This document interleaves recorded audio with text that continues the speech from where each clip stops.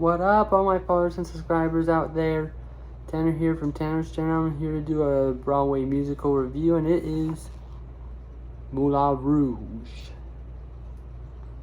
Now, I just saw the show last night. I decided to do this review after I got home from work, and Rosie's just chewing on her rope toy. Anyway, I saw the US tour of the hit Broadway musical Moulin Rouge last night. Now, if you guys haven't seen or heard of Moulin Rouge, well, it's based on the 2001 movie starring Ewan McGregor and Nicole Kidman. I never saw that movie. It's PG-13.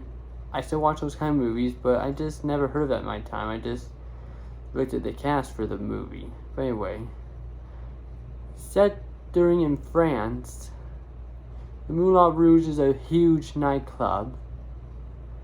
It centers on a young French woman named Satine, and she falls for a man named Christian, and the two get into a huge love affair relationship. And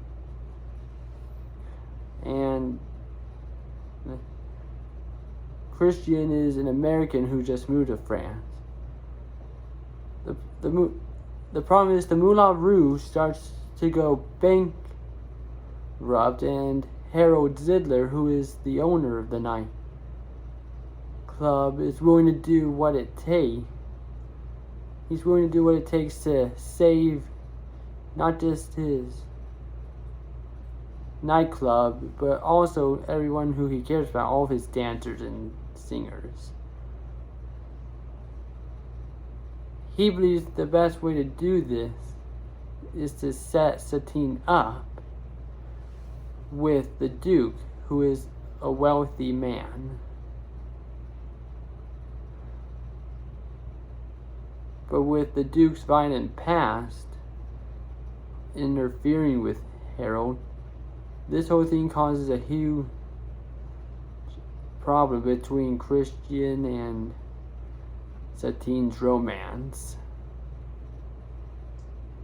Now, that I thought was a decent story. I liked how it played out. Though the cast was great. The costumes, well, I don't want to say too much, but let's just say the costumes could be a little better. I don't know the right word for it, because I'm trying to keep this clean. Not say too much about it, but maybe if they made the costumes a little less revealing for the females, I don't think it would be, for the female dancers, that wouldn't be problematic. Though the songs were all fantastic. I mean, all the songs we played that were all pretty much mashups of all the hit songs we can hear in our car radio or wherever we go. I can name a few, like Shut Up and Dance With Me, Fireworks, Chandelier,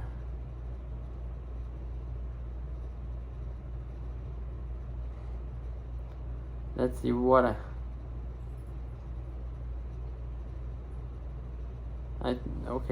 those are what I can come to mind. But anyway, it had Robert Perkoff, who played Harold Zidler. I thought he was hilarious in the role. He really stole, especially when he sung Chandelier. I thought he did amazing. And it had David Harris, who played the Duke, who is the villain of